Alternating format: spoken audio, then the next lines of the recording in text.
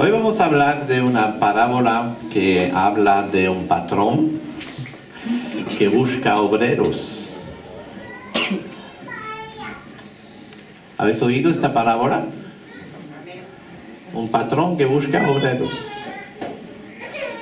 Y lo busca de tal manera que realmente se vuelve loco.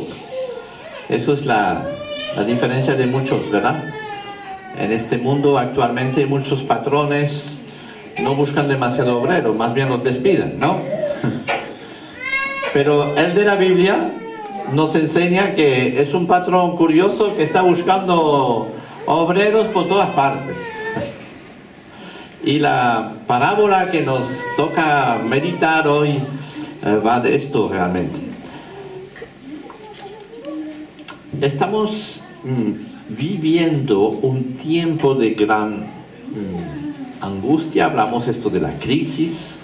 Cuando oímos la radio, a pesar de todos los mensajes optimistas que quiere darnos el gobierno, estamos y seguimos en una profunda depresión y muchas veces la gente ya está desanimada.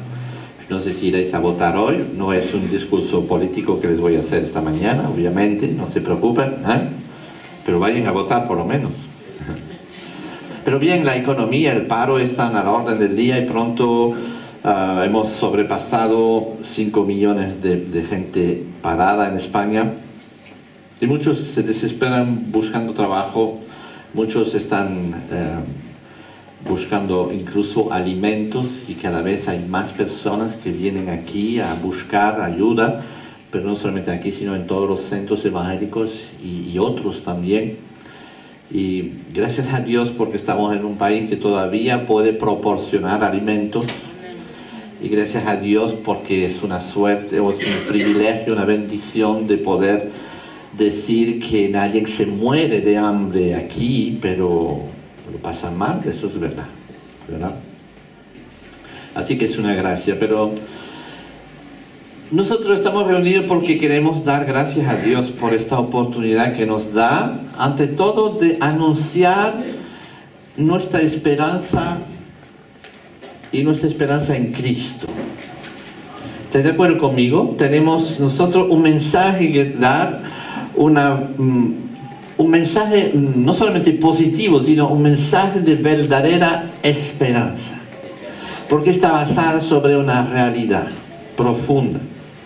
Y si tú has venido por primera vez esta mañana o desconoces un poquito quién es Jesús, realmente te invito a que abres bien tus oídos y tu corazón esta mañana para entender realmente cómo es Dios y qué es lo que Dios quiere para contigo.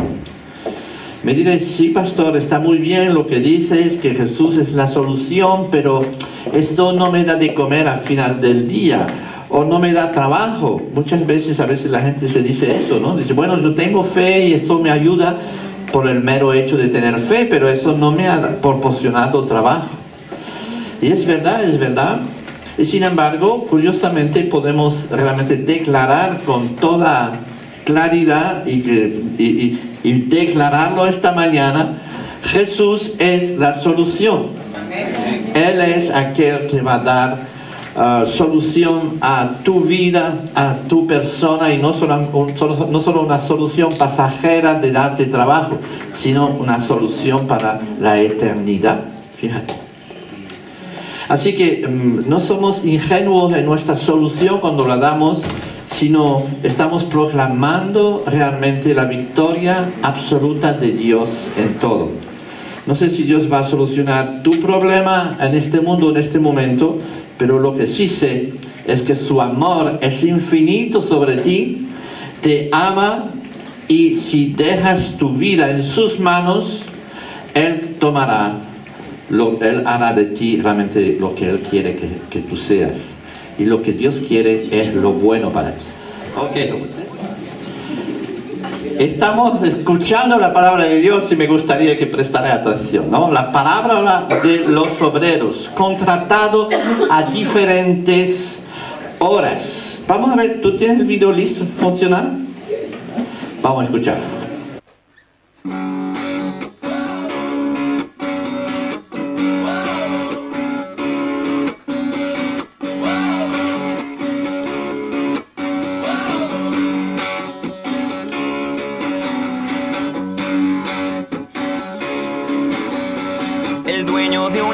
día se marchó a contratar obreros. A unos hombres en la plaza encontró y a la viña fueron. El precio del trabajo que ofreció fue de 1 denario. Por un día de esfuerzo y de sudor no era mal salario. Al llegar el mediodía aquel señor fue otra vez al pueblo. A nuevos operarios contrató por igual dinero. En cuanto el día atardeció fue a contratar de nuevo. Y a unos que ahí había ofreció el mismo sueldo. En cuanto la jornada se acabó, vinieron los obreros y a todos por igual se les pagó, como fue el acuerdo. Aquellos que estuvieron todo el día, muchos se ofendieron cuando vieron que los últimos tenían el jornal entero. El dueño a sus protestas contestó: no te he dado menos. ¿O es que sientes envidia de que yo por igual los quiero? Los primeros serán últimos y los últimos primero. Los primeros serán últimos y los últimos primero. Los primeros serán últimos y los últimos primero. Los primeros serán últimos y los últimos primeros. Los primeros. Vamos a ver la versión original en la Biblia, porque está muy bien la canción.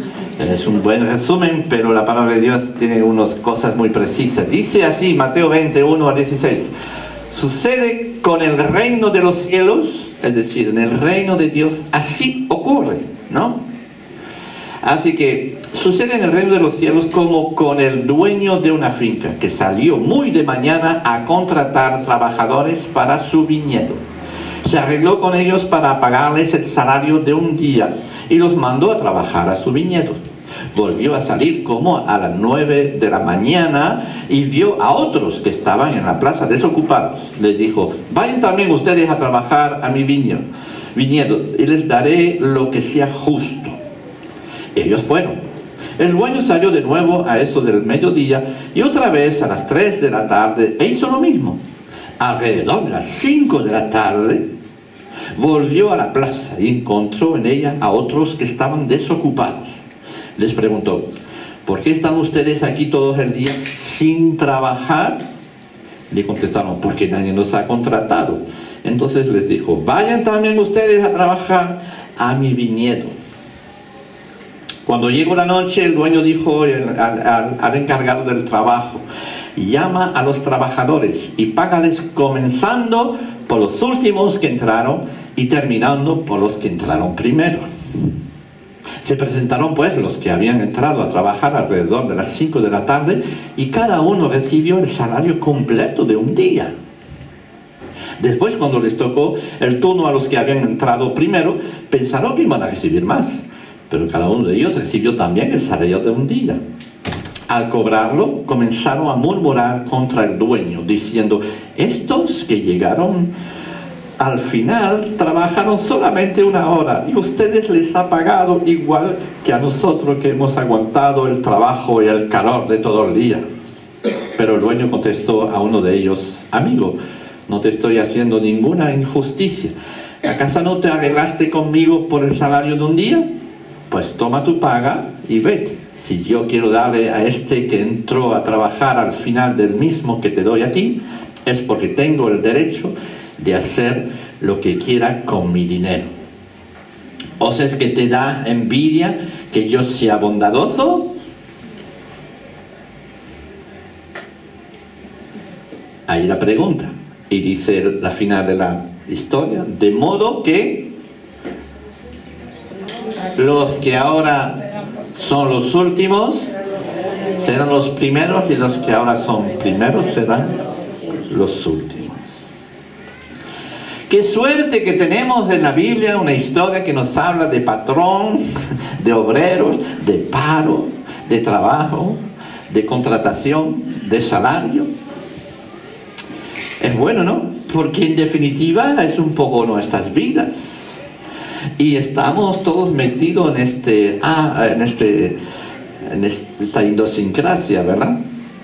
Y es bueno que la Biblia nos habla de eso, pero el Señor Jesús nos dice una cosa curiosa. Empieza por decirnos: el reino de los cielos, o en el cielo, o en la vida cristiana, podemos decir, así ocurre. De esta manera ocurre. Algo muy similar a la vida normal, pero con unas diferencias descomunales.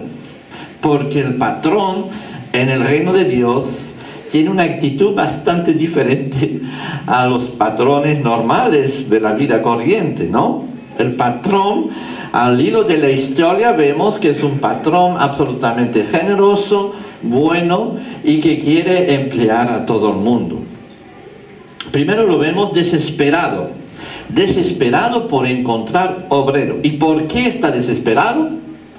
Porque hay una urgencia. El trabajo en el reino de Dios nunca falta. El trabajo en el reino de Dios nunca falta. Pero más que esto todavía, el trabajo en el reino de Dios está basado sobre una urgencia.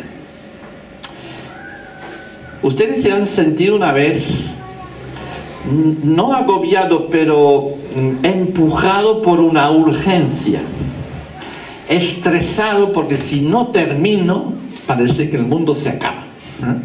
Si no termino lo que tengo que hacer, parece que el mundo se acaba. ¿Nunca les ha pasado eso? Hay gente como yo que les gusta más trabajar estresado que no estresado. Es decir, que a veces un poco de estrés ayuda a trabajar más, ¿no? Y a cumplir un poco más, ¿verdad? Y si no hay obligaciones, pues uno se deja un poco tirado, para que no hace gran cosa, ¿verdad? En el reino de Dios hay urgencia. Y podemos decir, hay urgencia continua. Y eso es interesante de ver. Dice otro texto de la Biblia que dice: la mies es mucha y pocos son los obreros. Si no hay obrero, la cosecha, ¿qué le pasará? Y eso es inadmisible en el reino de Dios. Yo he vivido en una granja y sé de qué trata esto. Probablemente ustedes han vivido otras situaciones similares donde si no se hace el trabajo, si no se hace la cosa, se va a perder mucho y eso es inadmisible. Pero viviendo en una granja, yo he visto a mi padre salir a sembrar, después utilizar máquinas y cosas muy sofisticadas para sembrar campos muy grandes y todo eso. Le he visto cuidar durante todo el año cómo crecía la cosecha, como el trigo salía de tierra y se hacía cada vez más. Pero les garantizo que hay unos días donde mi padre, que era muy tranquilo, que no se ponía nervioso para nada, hay unos días que sí se ponía nervioso. Era justamente el tiempo de la cosecha. Porque hay 3 o 4 días donde el agricultor sabe perfectamente que es el momento de cegar, porque si no se ciega, antes no es tiempo y después ya se ha pasado el tiempo. Y eso puede suponer miles de euros en un campo, menos o más. Me explico, porque el trigo tiene su tiempo y entonces cogía los granos, lo ponía en un aparatito y se medía la densidad, se medía el peso, se medía la humedad del grano en sí. Y claro, si el grano es demasiado seco, es más liviano, por consiguiente se pierde miles de francos. Y si el grano todavía no maduro como debe de ser, tampoco va a ser posible cosechar. Entonces hay como 3 o 4 días donde es el buen momento para cosechar. Y les garantizo que mi padre estaba mirando el cielo, estaba diciendo: wow, es urgente que hagamos, es el momento. Entonces todo el mundo ahí al trabajo y a cegar. Y he vivido muchas veces esto y es una experiencia que me ha servido para entender este versículo de Jesús que dice, la siega está. Es urgente, ustedes, es urgente que los obreros se pongan en marcha. Así que encontramos esta misma parábola después en Mateo, que dice lo mismo, ¿no? Dice, este patrón sale por la mañana y como en el tiempo de Jesús era un poquito como el sur de España, ¿no? Estos jornaleros que trabajan y que son pagados cada día, ¿no? Por temporadas así, por la cosecha de las aceitunas, de las fresas, o yo qué sé, muchas cosas así. Entonces están ahí en la plaza esperando que los patrones vengan a buscarles para hacer la cosecha. Eso se ve todavía mucho en España, ¿verdad? En el sur de España, por lo menos. Pues entiendo esta urgencia de nuestro patrón ahí que sale y que sabe. ¿Por qué? Porque él ha visto, él ha entendido que el momento está llegado. Ha llegado de la gran cosecha, pero no solamente por la gran cosecha, pero la urgencia, porque si no, se va a perder. Y eso es lo que está ocurriendo hoy día. La urgencia nos es dada por la situación que se vislumbra al horizonte. El paisano, el agricultor, también sabe si hay una tormenta que se aproxima, dice, wow, si no lo hago hoy, mañana será imposible. Y yo le quiero decir esta mañana que pasa lo mismo hoy en día. Si no lo hago hoy, vete a saber si mañana lo podré hacer. Si no sirvo a Dios hoy y no hago lo que Él me pide de hacer, ¿lo podré hacer mañana? Es la gran pregunta. Hoy, esta semana he leído una cosa muy interesante en el Protestante Digital. ¿Pasa? Sí. En el Protestante Digital. Y he leído un artículo que es muy preocupante, ¿sabe? Hemos oído hablar de en Nigeria que ha secuestrado 200 niñas y que sabe lo que habrá hecho con ellas.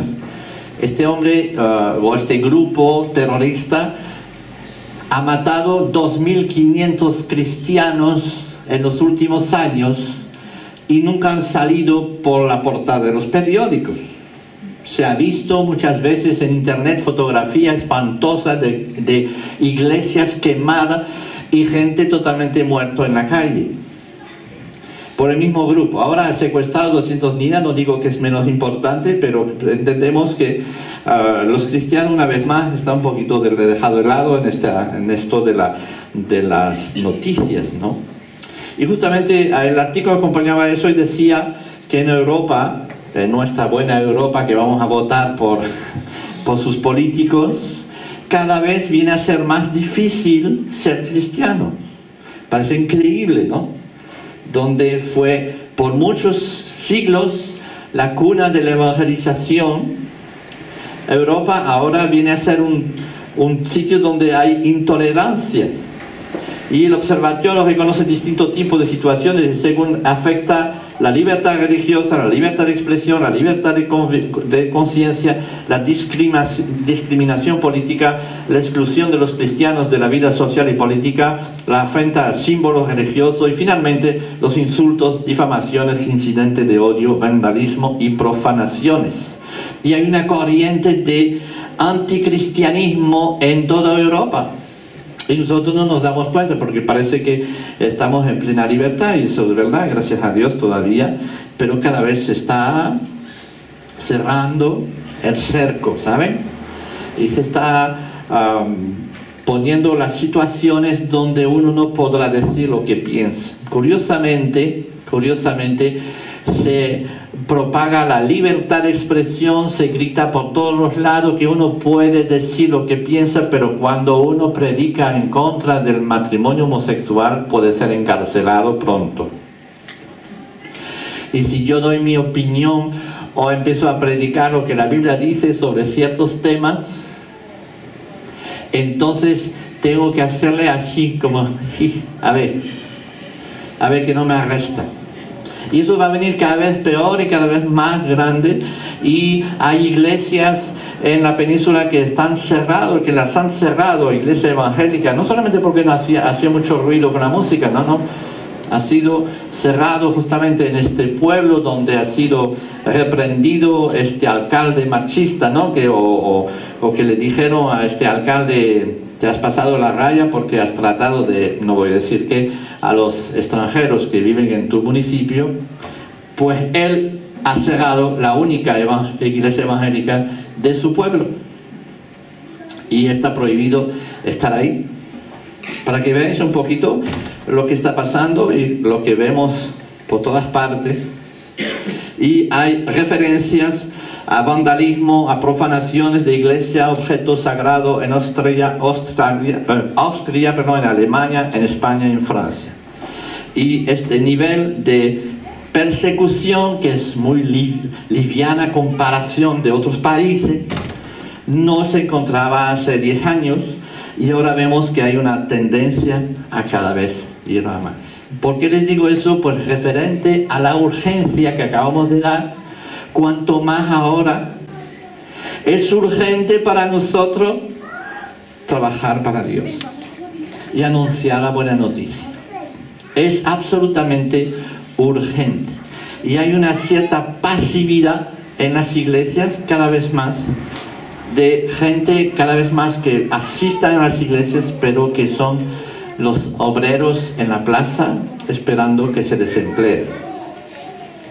Buscan gente que asistan a los cultos del domingo, que se sienten en los bancos públicos de la iglesia para recibir la buena palabra del pastor, pero que todo se para ahí. Y no son obreros en la viña. ¿Saben que cada uno de ustedes está llamado a ser un obrero en la vida del Señor? ¿O sí o no?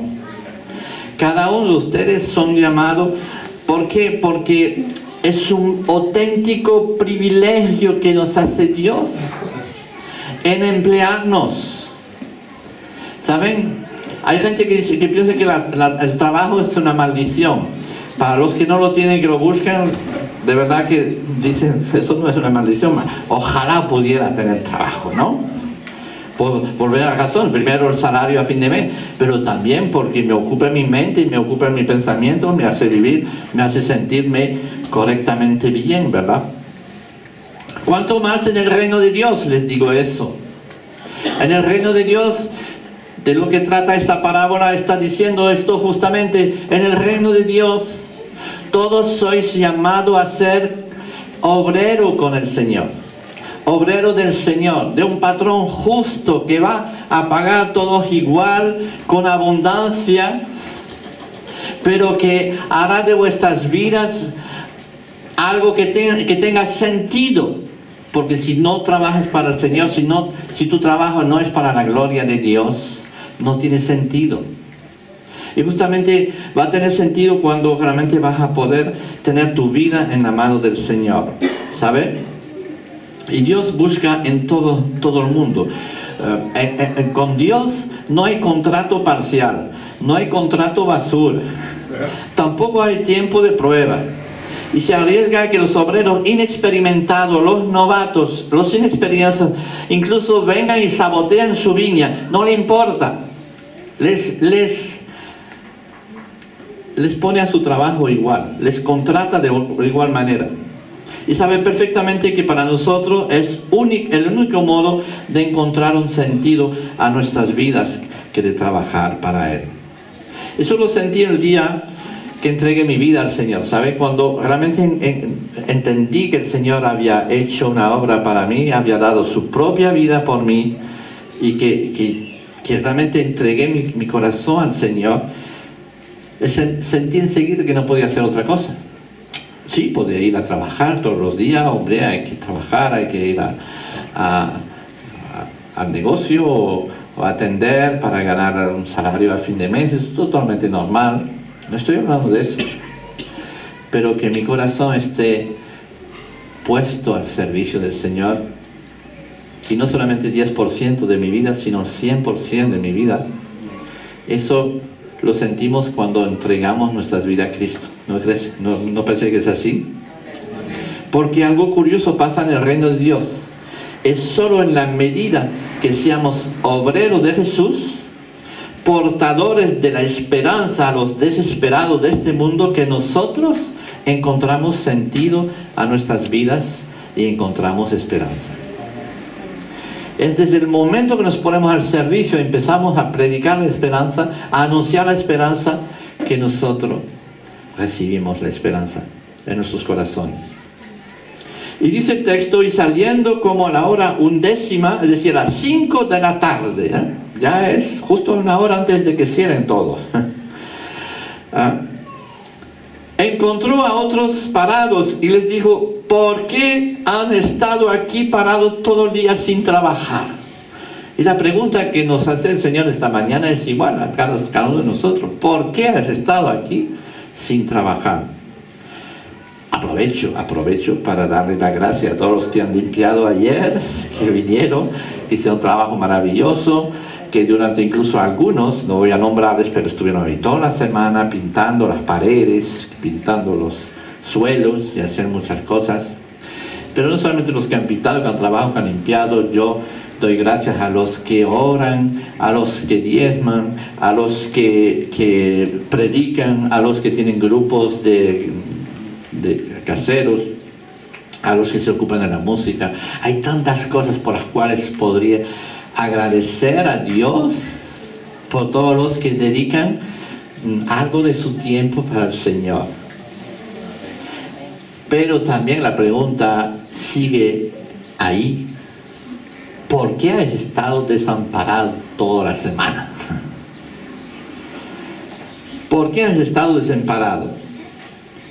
Ojalá la iglesia pudiera estar tan desesperada como estos parados de la parábola por ser empleados por Dios. Eso reside la fuerza de la iglesia. Dice aquí vemos esta famosa imagen, ¿no? Y sabiendo como la hora 11 encontró a otros parados. Yo no sé si tú estás sentado ahí con ellos. O a lo mejor como la otra imagen que es más español, ¿no?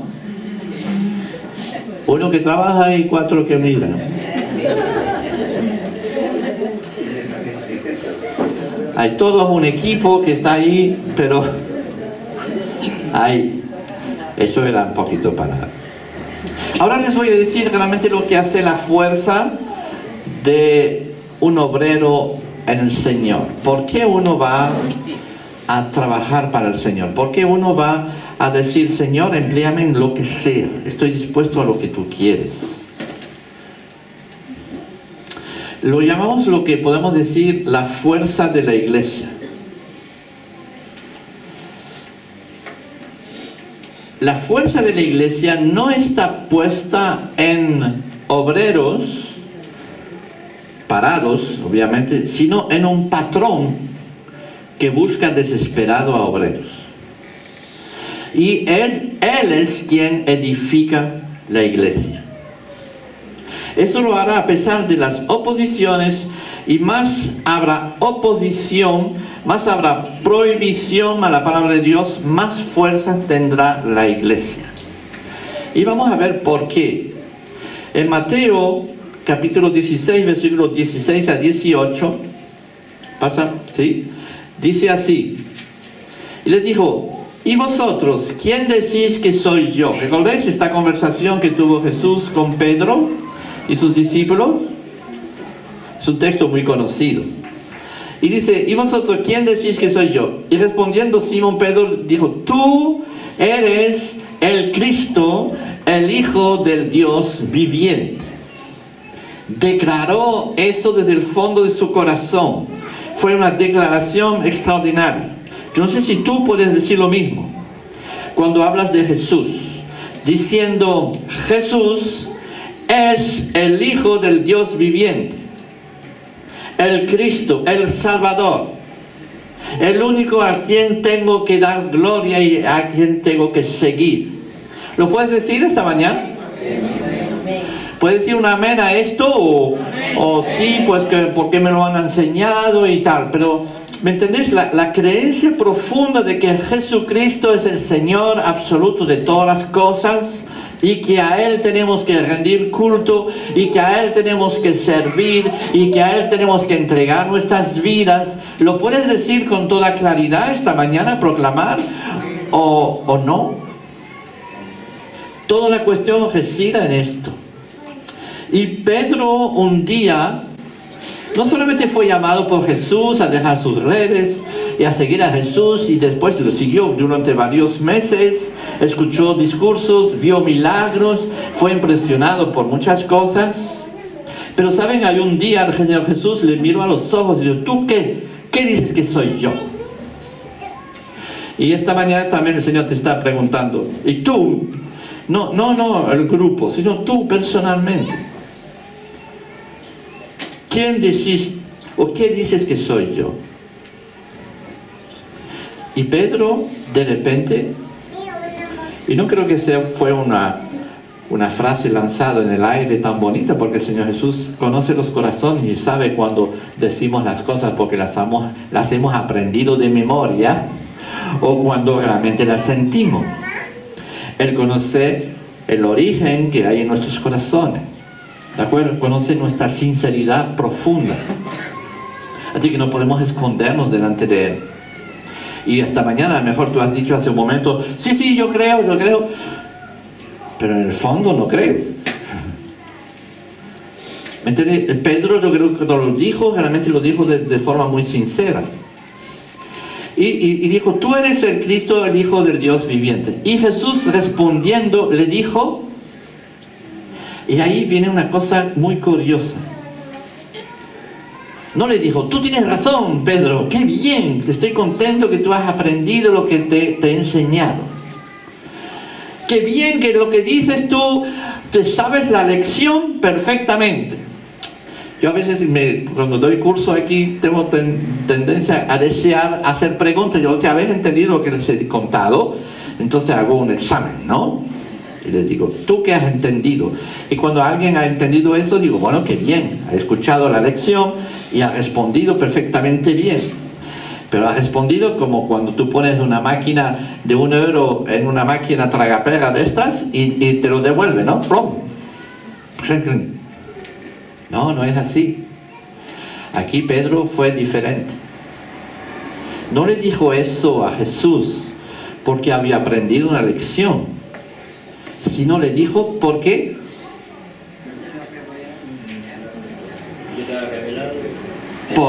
Dios se lo reveló a su corazón.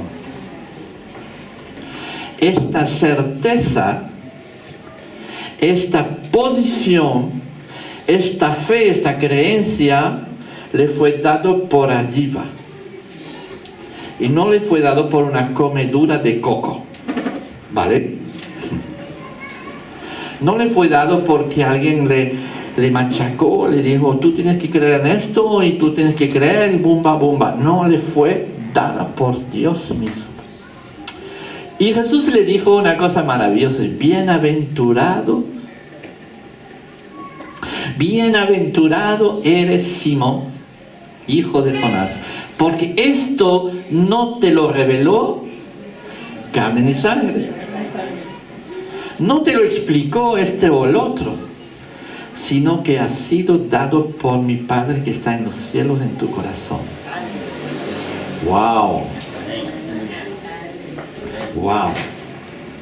Y en esto reside la fuerza de la iglesia. En la revelación de Dios a través de su palabra en nuestros corazones. Dios se revela, es decir, Dios dice lo que Él es a través de su palabra a tu corazón. Eso no es una comedura de coco. Eso lo hacen los testigos de Jehová y muchos otros, ¿vale? No, eso es el Espíritu Santo que viene y te dice a ti: cree en el Señor Jesús, deposita tu confianza sobre Él. Y cuando lo haces, entonces se enciende la luz, como dice el otro. Se enciende la luz. Una comprensión profunda pasa. Hay una revelación, así. Hay una revelación. ¿Qué es una revelación? le dijo: bienaventurado eres Simón, hijo de Jonás, porque esto te lo reveló, no te lo reveló carne ni sangre, sino mi Padre que está en los cielos. La revelación ha sido dada por Dios en el corazón. Saben, a mí toda la vida, desde antes de nacer hasta los 20 años, he escuchado la buena noticia de Jesucristo. Y ni caso hice a ella, ¿vale? Y de repente, por el milagro del Espíritu Santo, Dios se reveló a mí y me dijo: ahora dobla rodillas, yo soy tu Señor. Es interesante eso. No es que todo lo anterior no haya servido para nada, obviamente que sí, ¿verdad? Pero no es por convicción de palabra de uno, o porque tus padres te lo han enseñado, o porque no sé qué, que uno cree. Uno cree cuando recibe esta revelación de parte de Dios en su corazón. Eso es algo sobrenatural, eso es algo del Espíritu. Dice la Biblia que el Espíritu Santo convence de pecado, convence de juicio y convence de salvación también, ¿verdad? Y si el Señor toca tu corazón esta mañana, no le digas que no. Digo: sí, Señor, yo voy a tus pies, tú eres aquel que me está hablando esta mañana. No es una comedura de coco, sino el Espíritu Santo que viene en tu vida. Y cuando el Espíritu Santo te habla, respóndele, corre a sus pies. Y dice así: la revelación es una comprensión profunda que da una convicción inamovible. ¿Por qué decimos eso, verdad? Porque ahí están las emociones y las convicciones. Y tú puedes ser emocionado un momento dado por una circunstancia o por lo que haya pasado, y eso pues sí. Pero cuando recibes una convicción de parte de Dios, entonces vas a construir tu vida sobre esta convicción, ¿de acuerdo? Y esta convicción es que Cristo es el Señor, es el que dio su vida por nosotros, es el que fue martirizado y clavado en la cruz por nosotros, es el que resucitó, es el que te da vida hoy en día. Amén. Y esta convicción la recibes cuando depositas tu fe sobre ello. ¿Por qué? Porque está escrito, porque es un hecho histórico, porque es un hecho real. Y entonces yo creo en ello y sé que Cristo me perdona y Cristo me hace miembro de su rebaño, de su reino. Amén. Que alguien diga amén a esto, ¿verdad? Y es una comprensión profunda que me da justamente una convicción. Y entonces ya después de esta convicción no seré ejectado o ¿cómo se dice? Propulsado por cualquier pequeño problema que me puede surgir, o por cualquier viento de pensamiento que me puede venir. Y así no seré más un cristiano que un día está bien, el otro que está mal, y el tercero abandona la iglesia y el cuarto vuelve de vez en cuando para decir: mira, estoy por aquí, vale. Cuando uno tiene esta convicción en su corazón, entonces anda firme en el Señor. Amén. Amén.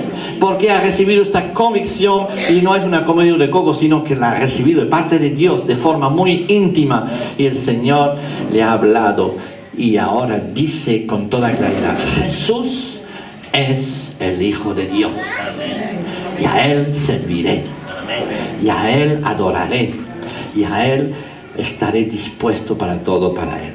Oh, que el Señor nos bendiga esta mañana, que realmente podamos entender eso. Una comprensión profunda que da una convicción inamovible. Jesús le dice esto a Pedro: ¿qué dices tú que soy? Eres el Hijo del Dios vivo.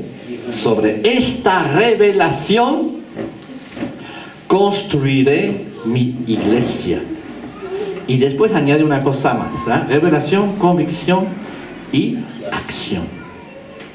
Y dice: construiré mi iglesia y las puertas del infierno no podrán contra ella. ¿Entendéis lo que significa eso? Las puertas del infierno no podrán contra ella. Aquí, señores, tenemos una realidad extraordinaria.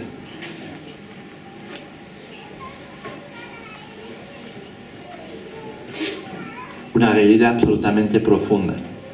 Es la piedra fundamental sobre la cual se edifica la iglesia, que es Jesucristo, su revelación.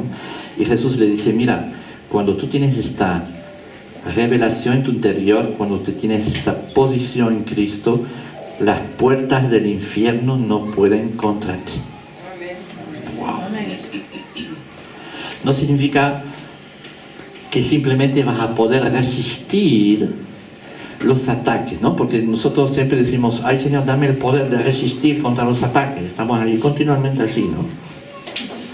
No, dice, las puertas del infierno. Es decir, que tú, en el nombre de Cristo, podrás hacer así, empujar la puerta del infierno y entrar y anunciar al Señor Jesús ahí. El infierno está allá afuera. A los que no conocen a Dios, que no saben nada del Señor, que están bajo ataduras de droga, de alcohol, de miles de cosas, de pornografía, que están atados bajo todo tipo de influencia en su mente, en sus corazones, que están atados por miles de cosas, gente que están metido y atacado por el ocultismo. Con esta convicción salimos y anunciamos al Señor Jesús, y las puertas del infierno no se pueden quedar cerradas, se tienen que abrir y nosotros tenemos que pisar y anunciar el Evangelio ahí. Y cuando Dios nos llama a ser obreros, nos dice, señores, vayan a trabajar a mi viña. Está bien que estéis aquí sentados todos los domingos, que alabamos al Señor, eso lo necesitamos para sentirnos fuertes, para sentirnos en comunión con Dios, para tener una, ¿cómo se dice? Una comunión con Dios los unos con los otros y un culto a Dios. Y Dios quiere que lo hagamos, ¿vale? Pero no quiere que estemos aquí del lunes al otro lunes reunidos aquí celebrando a Dios. No quiere eso. Está bien 1 hora o 2 horas. Él quiere que seamos obreros. ¿Por qué? Porque hay una urgencia. Porque la viña o el trigo pronto se va a pudrir afuera. Y tenemos que empezar a predicar y anunciar la buena noticia, la esperanza de Jesús. Así que yo digo que más que obreros, Jesús busca soldados. ¿No creéis? Cuando dice las puertas del infierno no se quedarán cerradas, sino que se van a abrir y os permitirá entrar y predicar y anunciar la victoria de Cristo. Es interesante saber que Cristo, cuando murió, dice el texto que descendió a los infiernos. Durante 3 días estuvo ahí. No porque se lo merecía, sino que fue a anunciar la buena noticia ahí. A veces es un poco difícil de explicar esto, pero bien, no importa, imaginémonoslo. Él baja a los infiernos y dice, jeje, ¿habéis visto? ¿Qué pasa? Soy el vencedor. Soy el vencedor. Y el diablo estuvo temblando ahí, les aseguro. Y sigue temblando. Así que muchos necesitan una revelación de Jesús resucitado, vivo, activo hoy. Quizá esta mañana es el tiempo donde tú tienes que venir a los pies de Cristo y dices, Señor, otra vez revélate a mí. Yo quiero realmente sentir que tú me amas, que tú me llamas, que tú tienes un plan para mi vida. Y yo le aseguro que el Señor lo hará. Nos llama a la acción. Esta convicción nos llama a la acción. Si no hay acción, es que probablemente no hay convicción. Y si no hay convicción, probablemente no hubo revelación. Y todo lo que has oído, entendido, es su pura comedura de coco que has recibido. No sirve para gran cosa. Pero Dios esta mañana te está llamando, te está diciendo, yo te amo, yo te quiero. Quiero simplemente que confíes en mí, que depositas tu confianza sobre mí. Yo sé que quizás hay varias personas que están aquí por la primera vez y voy a hacer un llamado especial a todos ellos. Te voy a retar esta mañana, simplemente decirle al Señor, Señor, yo quiero confiar en ti. Saben que Él ha muerto en la cruz por nosotros. Él ya lo hizo hace 2000 años. Solamente dice que todo aquel que en Él cree no se pierde más, tendrá. Tiene vida eterna. No siquiera que la tendrá, sino que la tiene. Solo confiar en lo que Cristo hizo por nosotros. No en lo que yo puedo hacer por Él, sino en lo que Él ha hecho por nosotros. Y eso es un hecho, es una realidad. Ha sido hecho hace 2000 años, no se va a hacer otra vez, porque ya está. Solo nosotros tenemos que, para apropiarnos de esto, tenemos que confiar en ello. Eso es la fe. Por la fe el justo vivirá. Y entonces esta mañana te voy a invitar a que tú tomes por la fe lo que Cristo hizo por ti. Murió en la cruz por ti, dio su vida por ti. Y si solamente tú dices, yo creo en ello, ahora voy a depositar mi confianza en ello, tú verás como el Señor entrará en tu vida de verdad.